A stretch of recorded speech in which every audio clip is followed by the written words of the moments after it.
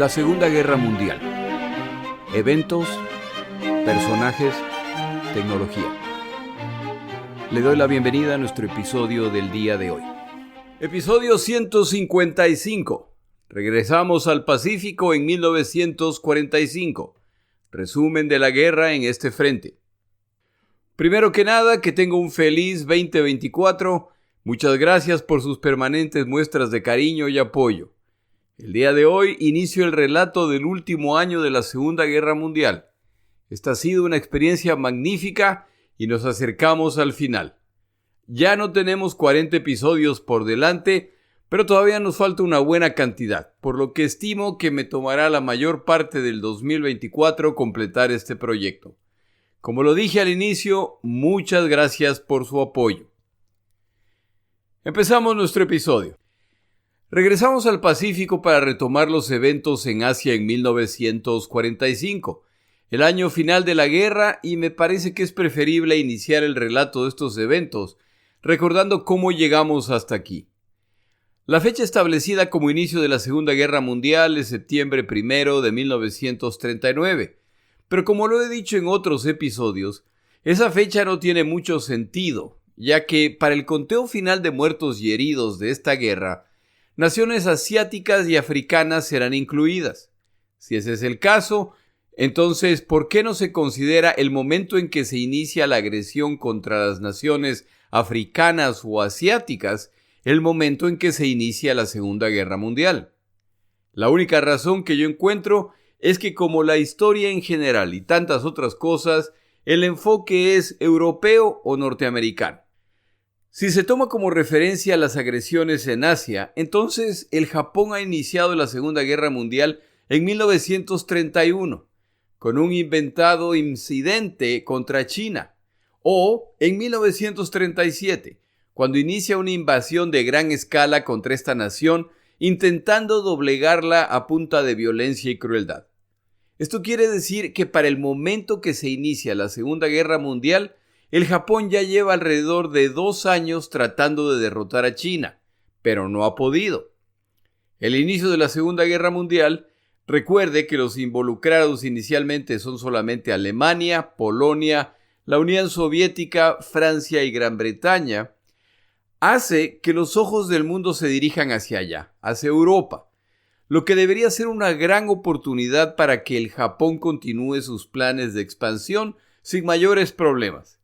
Excepto que el socio comercial más grande con el que cuenta el Japón, los Estados Unidos de América, han expresado su rechazo por lo que está haciendo el Japón y empiezan a ejercer presión económica para forzarlos a abandonar sus planes en China. La presión se incrementa a medida que avanza la guerra en Europa.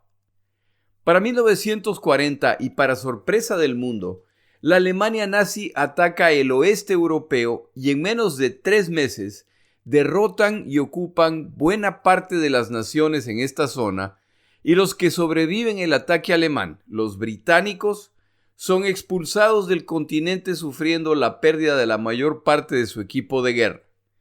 Con la caída de Francia, todo indica que Alemania está por ganar esta guerra europea. Estos eventos abren una oportunidad interesantísima para el Japón, ya que los colonialistas europeos controlan algunos de los territorios más apetecidos de Asia y del Pacífico, y como el Japón ha firmado un pacto con Alemania e Italia, al que llaman el Pacto de Hierro, entonces pueden coordinar con sus colegas alemanes para quedarse con los territorios que franceses, holandeses y británicos tienen en la zona de Asia y el Pacífico. El Japón podría crear un gran imperio sin disparar una bala. Son buenos tiempos. Pero el plan tiene complicaciones. La primera es que los británicos, que parecían estar al borde de la derrota en 1940, no han capitulado, y no solo eso, sino que han expresado su decisión de pelear hasta el fin y están intentando hacerlo al involucrarse en Grecia y en el norte de África, además de estar bloqueando navalmente el continente europeo. Aunque sería preferible la capitulación de Gran Bretaña, para el Japón, el que se siga complicando la guerra en Europa tampoco está tan mal, ya que distrae la atención del mundo y sobre todo de los británicos que tienen colonias en esta zona. La otra complicación del plan es que los planes de conquista alemana no han terminado y ahora viene su plan más ambicioso hasta el momento, la conquista de la Unión Soviética.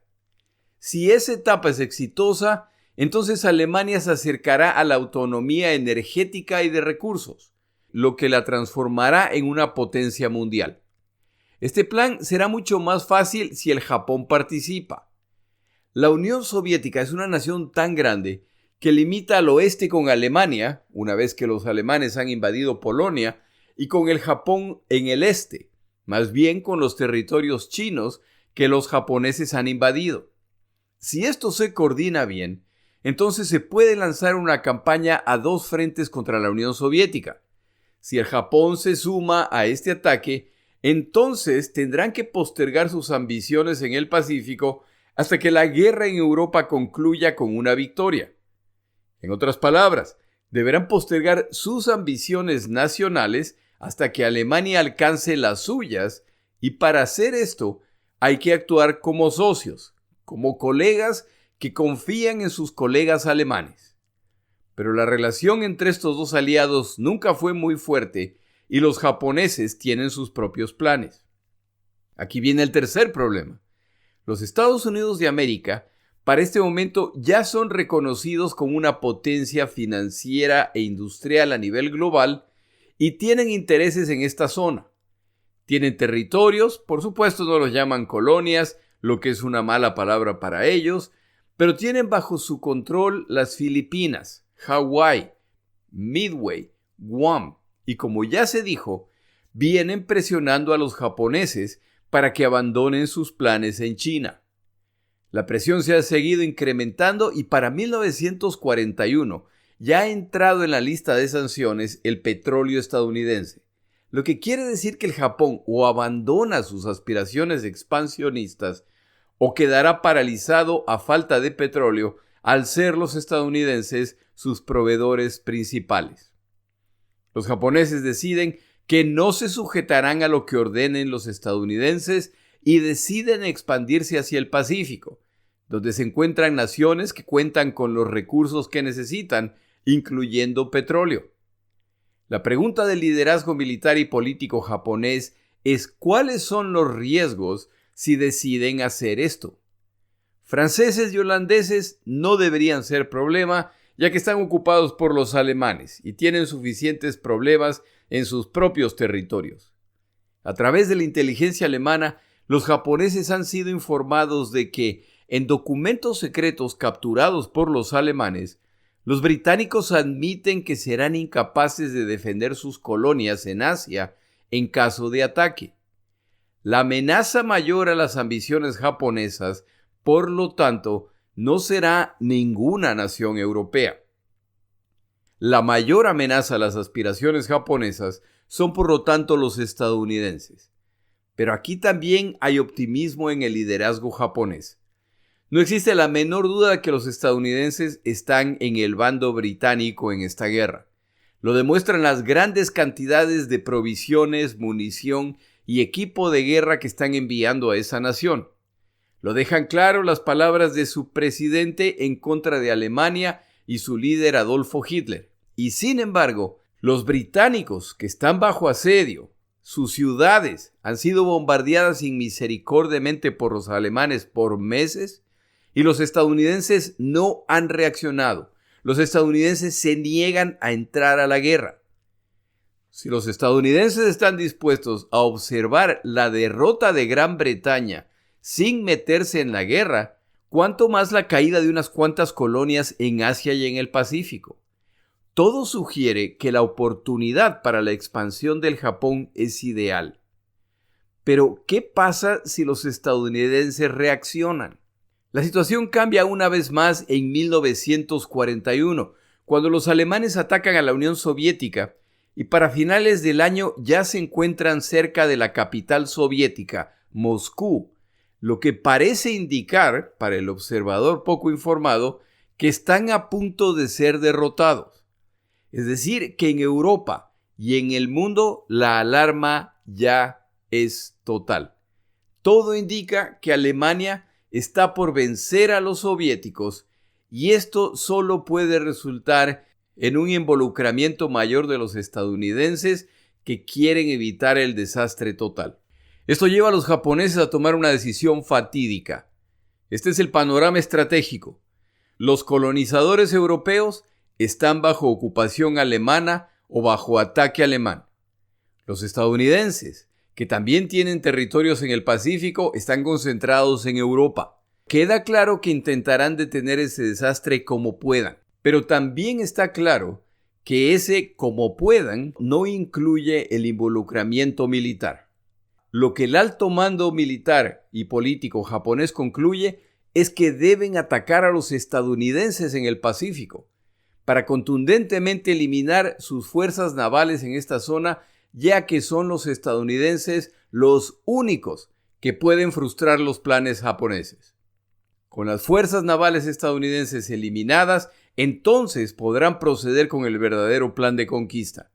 Lanzarán entonces una serie de ataques a lo largo y a lo ancho del Pacífico, y no es una locura afirmar que si el plan resulta, el Japón conquistará un gigantesco imperio en Asia y en el Pacífico en unos pocos meses al neutralizar simultáneamente todas las amenazas occidentales en esta zona.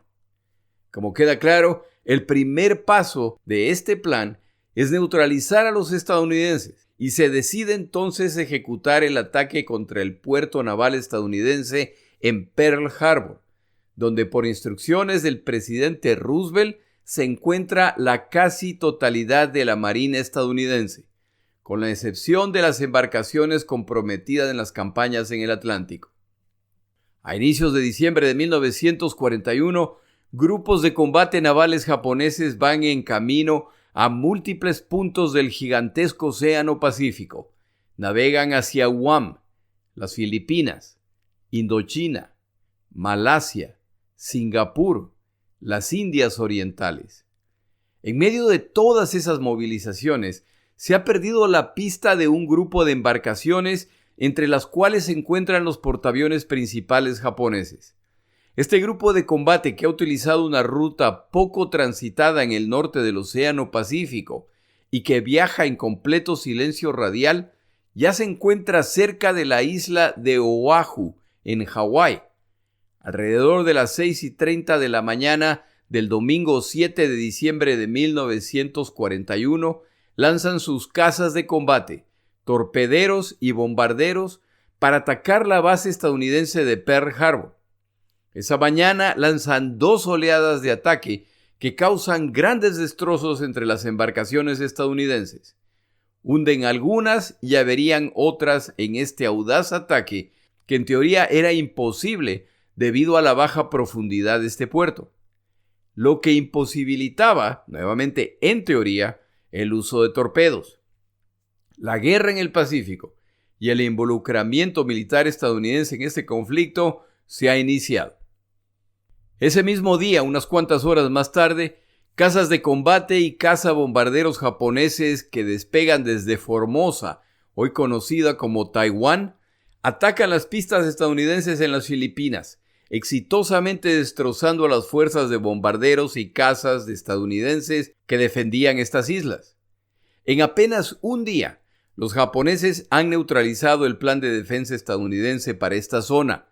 Con estos devastadores ataques, los japoneses han logrado eliminar la única amenaza de consideración en la zona y ahora quedan en libertad de ir a conquistar su imperio. Los japoneses han mandado un mensaje muy claro a los estadounidenses y la esperanza es que, con la emergencia en Europa, los estadounidenses concluyan que no hay ni tiempo ni recursos y luego del ataque a Pearl Harbor tampoco el armamento para combatir en esta zona. Los japoneses confían en que la comunidad internacional se verá forzada a aceptar las conquistas japonesas para concentrarse en Europa y los japoneses alcanzarán el imperio que ansiaban. El otro gran participante en esta zona del planeta son los británicos, y los japoneses se lanzan contra ellos inmediatamente, causándoles gravísimas derrotas en mar y tierra, algunas de las cuales Winston Churchill describía como las más vergonzosas de la historia del Imperio Británico. No pasa ni un mes desde el inicio de los múltiples ataques japoneses en el Pacífico y en el continente asiático, y todo parece indicar que los japoneses van rumbo a ganar esta guerra. Los occidentales se han llevado la muy desagradable sorpresa de que la tecnología japonesa es equivalente o incluso superior a la suya, lo que los toma por sorpresa, ya que asumen que las embarcaciones y aviones de combate japoneses deben ser copias de sus aviones, por lo que en el mejor de los casos serán de un nivel muy similar. Resulta que el caza naval principal japonés, el Zero, es superior a los cazas estadounidenses navales o en tierra. Resulta que los bombarderos ligeros japoneses tienen un rango que se consideraba imposible de alcanzar. Los portaaviones japoneses son capaces de lanzar misiones en todo el Pacífico. Y para colmo, los pilotos y marinos japoneses son superiores a sus contrapartes occidentales al tener amplia experiencia en combate. Lo mismo ocurre con el ejército japonés. Se inician entonces una serie de victorias japonesas en aire, mar y tierra. La Fuerza Aérea estadounidense en las Filipinas es derrotada en un solo día con un sorpresivo ataque japonés que los estadounidenses debieron haber anticipado. Unas semanas más tarde, los japoneses ya desembarcan en Luzón, la isla principal de las Filipinas, y derrotarán a una fuerza combinada de estadounidenses y filipinos que los duplican en número. El plan de defensa estadounidense en tierra empieza a colapsar casi inmediatamente. A los británicos les va incluso peor. Winston Churchill, en un acto de prepotencia, anuncia tras el ataque japonés a Pearl Harbor que ellos, los británicos, enviarán 2 de sus navíos más poderosos, el Príncipe de Gales y el Repulse, al Pacífico para sumarse a la defensa. Este tipo de anuncio nunca se habría hecho si fuera contra los alemanes, pero con el menosprecio que se nota contra los japoneses y que pagarán muy caro tanto estadounidenses como europeos, simplemente se anuncia públicamente el envío de estas embarcaciones. Los japoneses simplemente toman nota de lo anunciado y los esperan con sus excelentes bombarderos medianos, y estas 2 embarcaciones son hundidas en su primera misión. El poder naval británico en esta zona pasará el resto de la guerra, hasta finales de 1944, escondiéndose de la flota japonesa. En tierra, los desastres son similares. El peor de todos, sin duda, Singapur, donde los británicos estaban convencidos que tenían un plan de defensa sólido.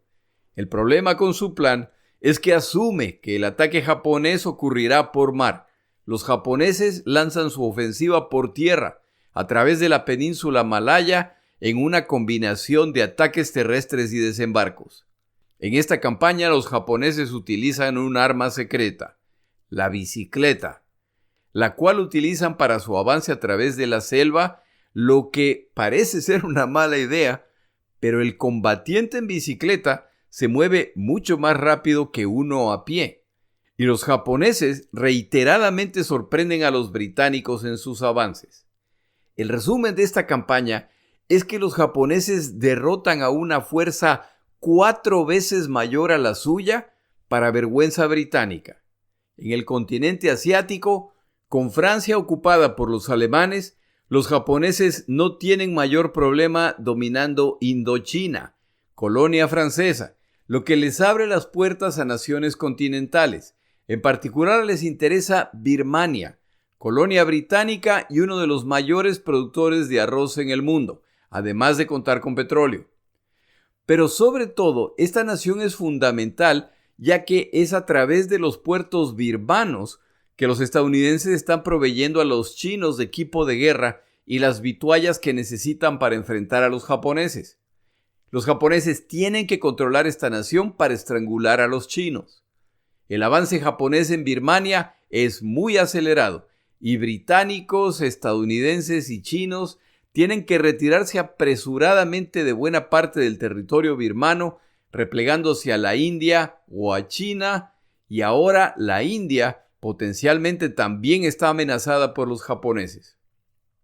Todos estos eventos confirman que el espíritu guerrero japonés es superior al de los corruptos occidentales, que no son más que tigres de papel. El destino japonés de dominar Asia se está cumpliendo. Al menos, esto es lo que afirma la propaganda japonesa, y la evidencia parece confirmarlo. Por meses, los japoneses avanzan de triunfo en triunfo. Pero tras puertas cerradas, el liderazgo japonés sabe que todo lo expuesto es parcialmente cierto. El ataque a Pearl Harbor ha sido muy exitoso, pero también ha tenido defectos gravísimos. El primero es que su planificación no consideró, por absurdo que parezca, que las embarcaciones hundidas en el puerto de Pearl Harbor, más que hundirse, simplemente se han asentado en el suelo marino de poca profundidad. Pearl Harbor es un puerto poco profundo, y no pasa mucho tiempo hasta que los estadounidenses reflotan estas embarcaciones, las parchan lo mejor que pueden y las envían a los Estados Unidos para reparaciones y actualización. El segundo defecto del plan es que sus ataques no incluyeron la destrucción de las instalaciones de combustible y lubricantes. Su destrucción hubiera paralizado a la fuerza y la flota estadounidense por semanas hasta que sean capaces de traer nuevas reservas desde Norteamérica. En la misma categoría, no se han atacado las mecánicas y almacenes de repuestos en la isla. Si se hubiera hecho esto, entonces los estadounidenses no contarían con los repuestos para reparar las embarcaciones averiadas, lo que retrasaría aún más la respuesta estadounidense. El mayor defecto de todos, sin embargo, es que para el momento del ataque, los portaaviones estadounidenses no se encontraban en el puerto, por lo que el arma decisiva de la guerra en el Pacífico se les ha escapado. Otra consecuencia no anticipada del ataque a Pearl Harbor es que los estadounidenses tenían una clara doctrina de guerra submarina. El papel de los submarinos estadounidenses era la exploración y la defensa de la escolta de superficie, es decir, operaban bajo las órdenes de los comandantes en superficie.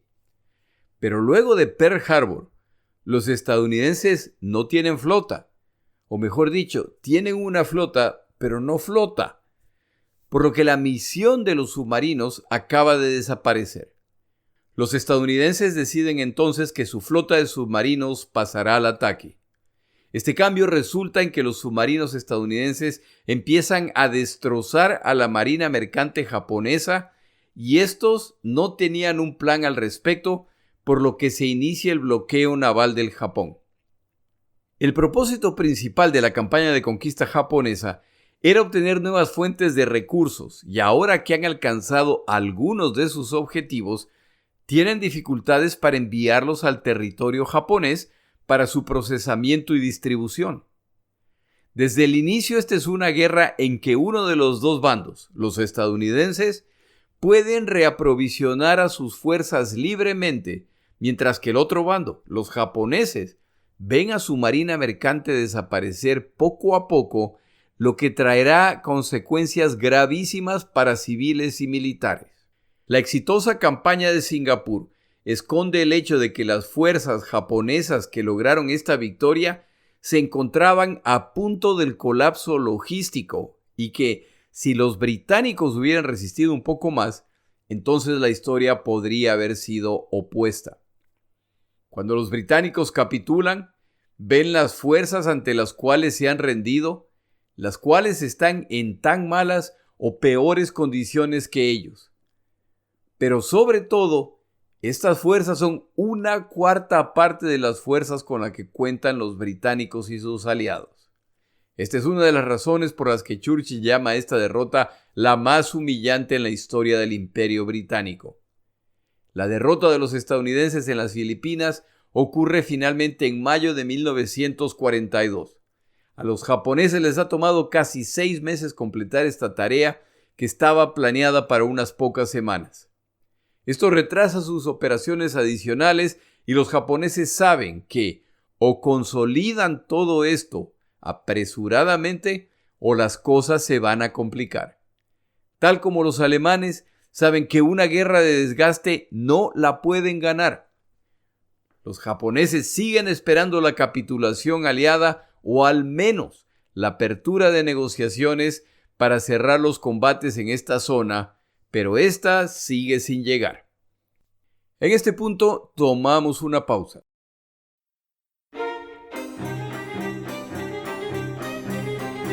Palabras de Churchill. Como acabamos de pasar la época de Navidad, conocida muchas veces por su abundancia y ostentación, creo que es bueno recordar el siguiente consejo. Decía Churchill respecto a la austeridad o el ahorro. Es un gran error considerar que la austeridad es siempre el producto del temor. La austeridad se origina tanto en el temor como en la esperanza. Donde ya no hay esperanza, sin duda, tampoco habrá austeridad.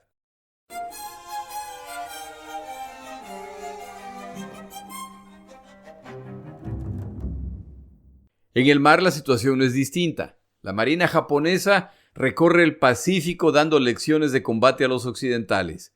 Con la marina estadounidense destrozada en Pearl Harbor y la británica disminuida por las derrotas iniciales, la flota aliada, que era conocida como ABDA por americanos, británicos, holandeses y australianos, intenta repetidamente enfrentar a los japoneses, pero son derrotadas. Los experimentados marinos japoneses y su tecnología ignorada y menospreciada por los occidentales se muestran muy superior, en particular sus torpedos. Los estadounidenses, por su parte, tienen torpedos que no explotan. Esto poco a poco se vuelve un escándalo a medida que se determina que una de las armas principales del combate naval sufre muy serios defectos. Mientras recuperan su poder naval, los estadounidenses, que ya para este momento han tomado el liderazgo de esta zona del conflicto, juegan al gato y al ratón con los japoneses que los buscan, pero no logran enfrentarlos en la batalla decisiva, centrar en la estrategia japonesa para derrotar a los occidentales. Los japoneses continúan su expansión encantados por lo fácil que esto está resultando y siguen intentando eliminar a las fuerzas navales estadounidenses restantes. Pero en mayo de 1942 se produce la batalla del Mar de los Corales, Coral Sea, en que los japoneses intentan desembarcar en Nueva Guinea para tomar el puerto Moresby, parte fundamental de sus planes de conquista. Los estadounidenses, que han decodificado los códigos japoneses, saben del ataque y envían 2 portaaviones a enfrentarlos. Se produce entonces la primera batalla en la historia de la humanidad en que fuerzas navales han combatido y los bandos nunca se vieron la cara. La batalla completa se realizó a través de su aviación. El resultado final es una victoria japonesa si es que se ve desde el punto de vista de las pérdidas de los bandos. Pero algo acaba de cambiar. Los desembarcos planeados por los japoneses en el puerto Moresby no se pudieron realizar. Por primera vez en esta guerra, un plan de ataque japonés ha sido frustrado. Los japoneses creen haber hundido 2 de los portaaviones estadounidenses cuando en realidad han hundido uno solo. El Yorktown ha sobrevivido y, rengueando y con bastón, logra regresar a puerto para ser reparado en tiempo récord. El portaaviones Yorktown era como Le Tring, personaje de la película Super Secreto, Top Secret. Si no entiende la referencia, no se preocupe, es una película viejísima, pero lo que tiene de vieja, lo tiene de buena. Si decide ver esta película, no espere humor de alto nivel, es humor tipo Jorge. Tras la batalla de Coral Sea, el almirante japonés Yamamoto decide que es hora de librarse de una vez de la molestia que son los portaaviones estadounidenses y decide poner una trampa para definir esta guerra de una buena vez. Esto se hará a través de un desembarco en la isla estadounidense de Midway, lo que obligará a los estadounidenses a salir a combatir y hacia su destrucción. Nuevamente, la inteligencia militar estadounidense juega un papel fundamental y los estadounidenses saben cuáles son los objetivos japoneses, por lo que van a emboscar a los emboscadores. Se produce la batalla de Midway, la cual incluye los 5 minutos más decisivos de la Segunda Guerra Mundial en el Pacífico, cuando 3 portaaviones japoneses son impactados por aviadores estadounidenses. El 4º portaaviones japonés participante en las operaciones continúa el ataque y también resulta averiado. Pero finalmente le han dado el golpe de gracia al Yorktown. Para el final de esta batalla, los 4 portaaviones japoneses han sido hundidos, causando una pérdida irreparable al esfuerzo de guerra japonés. Esta pérdida, por supuesto, se oculta al pueblo japonés. Los estadounidenses pierden un portaaviones en esta batalla. Los japoneses continúan su expansión en el Pacífico, a pesar de que ya están enfrentando resistencia más organizada y ya se acercan a aislar a Australia al abrir bases en las Islas Salomón. Tienen planeado abrir un gran aeródromo en la isla de Guadalcanal, lo que les permitirá patrullar las aguas del este de Australia para bloquear las rutas estadounidenses. Observadores costeros australianos que quedaron atrapados en distintas islas a medida que las toman los japoneses, informan a los aliados de lo que ocurre y los estadounidenses deciden que el contraataque inicial contra el Japón se producirá aquí, en Guadalcanal. No pueden permitir que ese aeródromo se complete. Se prepara el desembarco de una división de infantes de marina estadounidenses. Los desembarcos estadounidenses en Guadalcanal toman por sorpresa a los japoneses y van realmente bien, a pesar de que los japoneses cuentan con miles de combatientes en la isla. Los dos bandos deciden que no pueden perder esta isla, por lo que envían fuerzas navales a enfrentarse y a desembarcar combatientes. Tras cruentas batallas en mar y tierra, en que los dos bandos sufren grandes cantidades de bajas en el mar y los japoneses además en tierra, los japoneses son expulsados de Guadalcanal. Los estadounidenses y sus aliados ahora tienen una gran base para despachar vuelos a atacar a las fuerzas japonesas. Esta es la primera ofensiva aliada en el Pacífico en esta guerra. Esto ya nos pone en 1943, y en este año la situación cambia definitivamente como resultado de algunos factores. Los japoneses han conquistado buena parte de lo que deseaban y en ciertos casos incluso más. Pero una cosa es conquistar un imperio y otra defenderlo. Las fuerzas militares japonesas están esparcidas por todo el Pacífico. El segundo factor es que la ampliación de la Marina estadounidense ordenada por Roosevelt en 1940 ya está casi completa y nuevas embarcaciones van rumbo al Pacífico. A estas se suman las embarcaciones averiadas o hundidas en Pearl Harbor que fueron reflotadas y enviadas a los Estados Unidos y que ahora regresan con equipo actualizado, entre el que destaca el radar naval más avanzado de la Segunda Guerra Mundial, el cual es mucho más preciso que su predecesor e incluso tiene la capacidad de dirigir el fuego naval a través de una rústica computadora. Este radar, el cual los japoneses desconocen, cambia el balance en el campo de batalla, particularmente en la noche. Los japoneses llevaban años preparándose para el combate nocturno a través de equipo óptico que les permite encontrar a sus rivales antes de ser vistos. El radar anula todo eso, al ser las embarcaciones que lo tienen capaces de combatir en la oscuridad, en mal clima o incluso con la presencia de cortinas de humo. Los japoneses, que no están al tanto del desbalance tecnológico que ha ocurrido, poco a poco se encuentran cada vez más en batallas que se inician incluso antes de que se den cuenta de la presencia de fuerzas enemigas en la zona, y que son batallas en que el nivel de potencia de los dos combatientes ya no es comparable.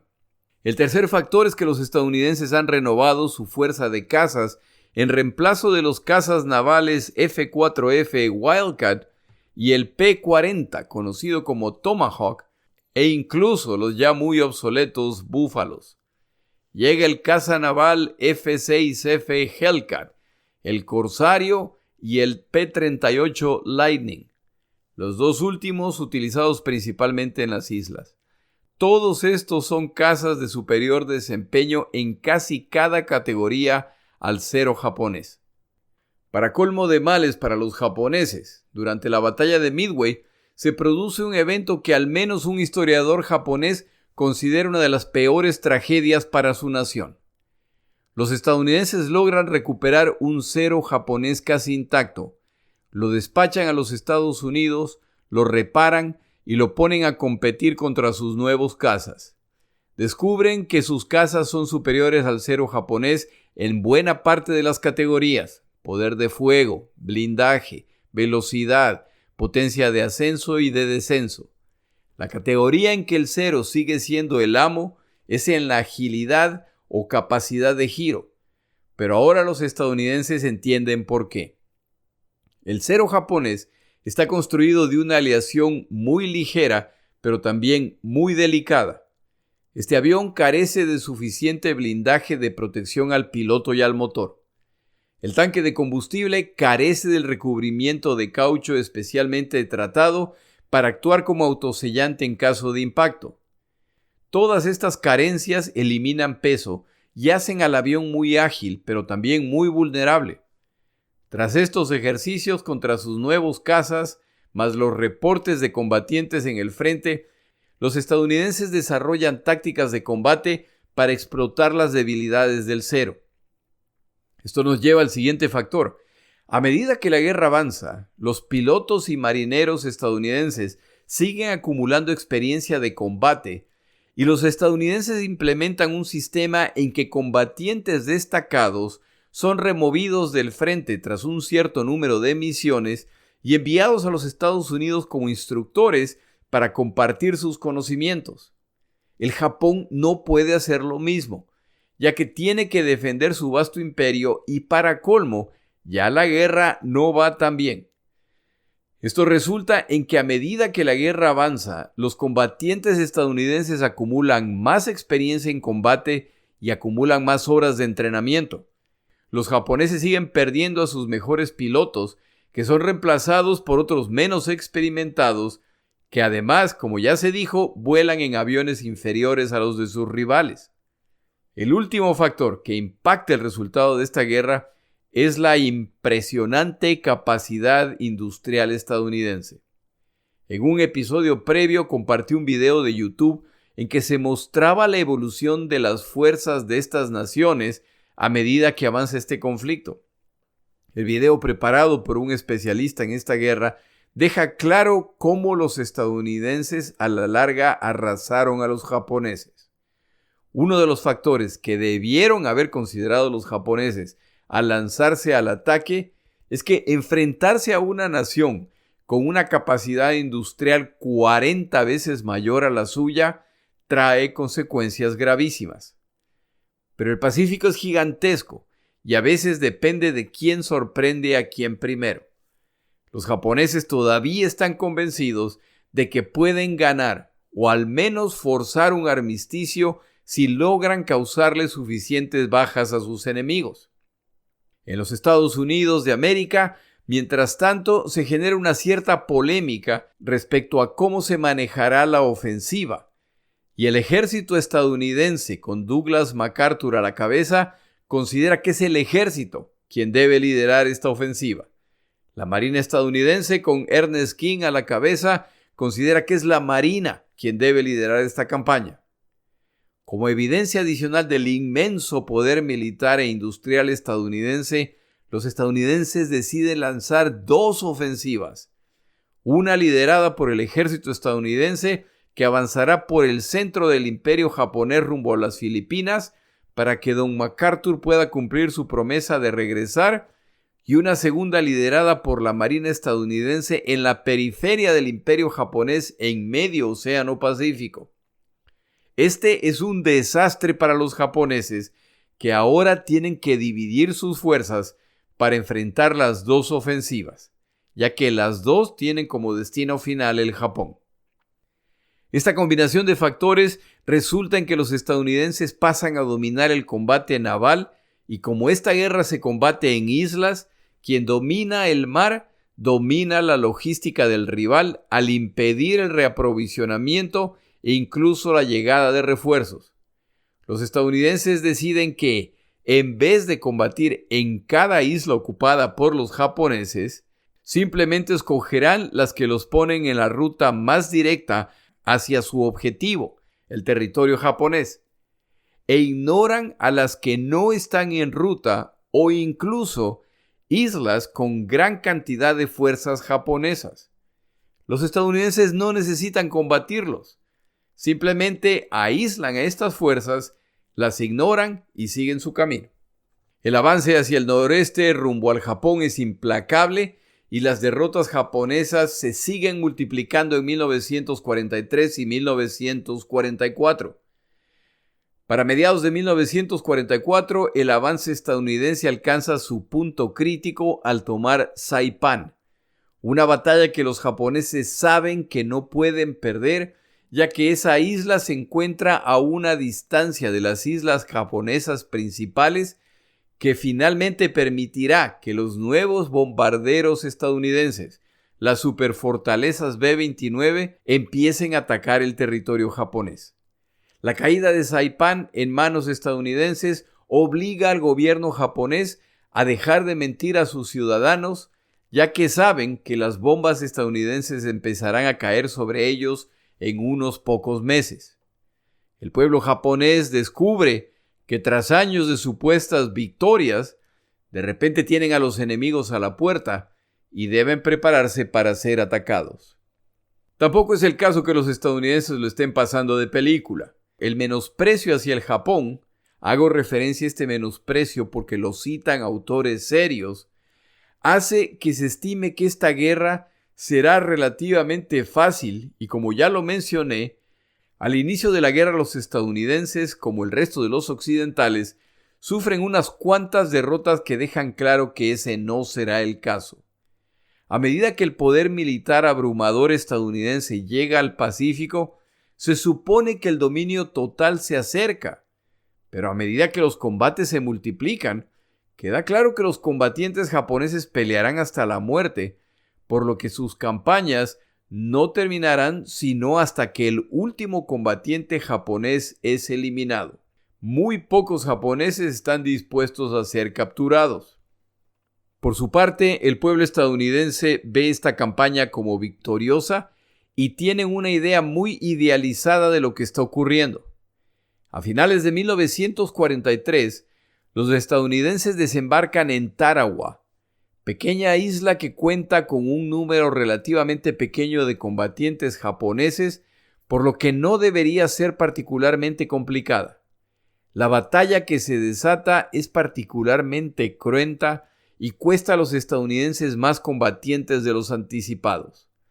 Junto con las tropas estadounidenses han desembarcado camarógrafos y reporteros que documentan lo ocurrido, y las escenas son dantescas. Han filmado la verdadera cara de la guerra en el Pacífico, incluyendo imágenes de infantes de marina estadounidenses muertos, cuyos cadáveres flotan en el agua, heridos adoloridos y combatientes obviamente traumatizados. El video de este desembarco termina en la oficina del presidente Roosevelt y él decide que se debe permitir que el público estadounidense lo vea. Al video se lo llamará Con los infantes de marina en Tarawa. Este video causa gran impacto en el público estadounidense, que se da cuenta de la verdadera dureza de esa guerra que ocurre a miles de kilómetros de sus ciudades. Capturar una pequeña isla en medio del Pacífico, que ni siquiera es parte del territorio japonés, ha costado miles de bajas. ¿Cuántas vidas estadounidenses costará tomar el territorio japonés?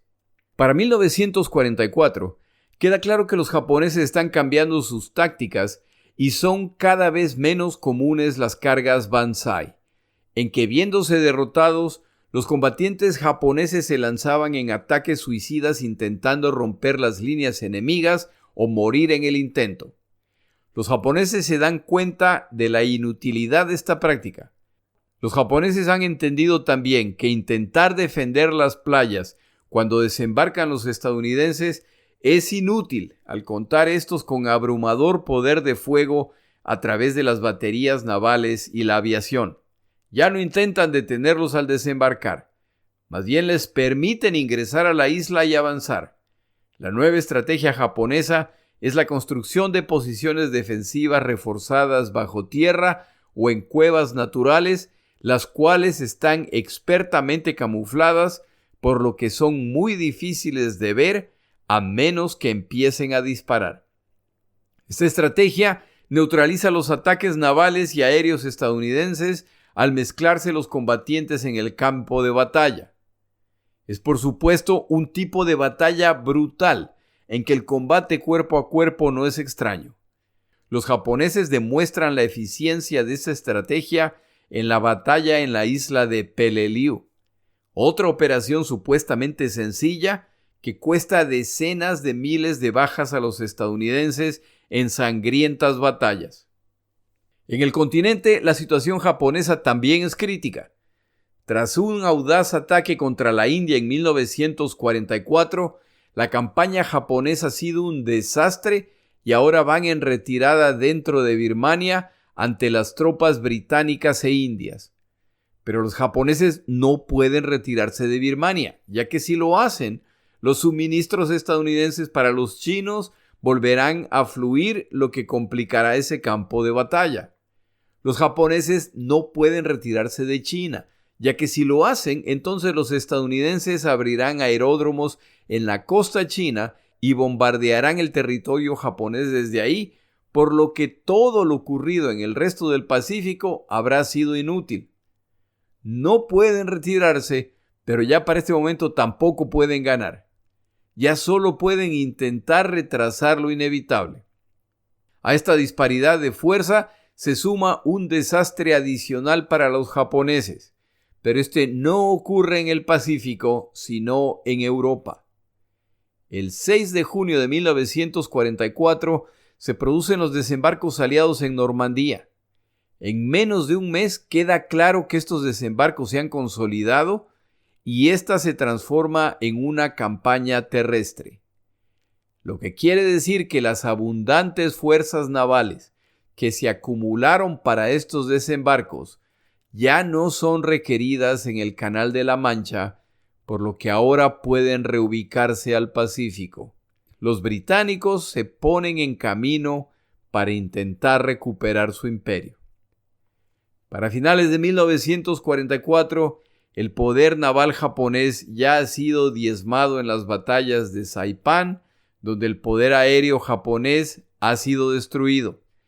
A esta batalla le han seguido las batallas en el mar de las Filipinas, donde ahora es la flota de superficie japonesa, la cual es destrozada, más los portaaviones restantes que le quedan al Japón, los cuales actuaron como carnada para los estadounidenses. Pero aquí también aparece un nuevo tipo de táctica a través de los kamikazes, pilotos suicidas que tienen la misión de estrellar sus aviones repletos de explosivos contra la flota estadounidense.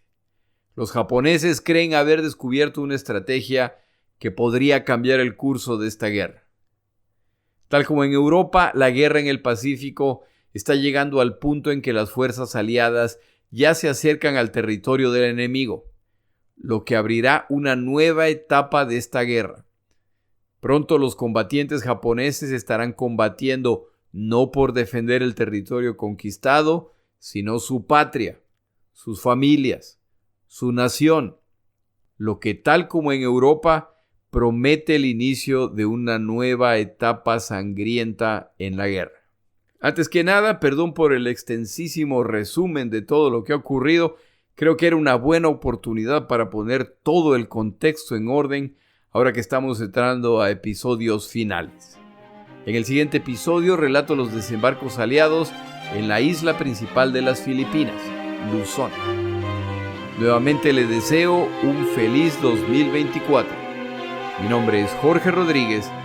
Gracias por acompañarme. Para información adicional respecto a este episodio, las notas de este podcast, que incluyen la narración de este episodio, así como acceso a resúmenes, videos, documentales y materiales adicionales gratuitos disponibles en el Internet, por favor vaya a Amazon y busque el libro La Segunda Guerra Mundial, Eventos, Personajes, Tecnología. Al comprar estas notas me ayuda y me apoya financieramente. Puede encontrar información adicional en mi página web, lasegundagm.com. Muchas gracias.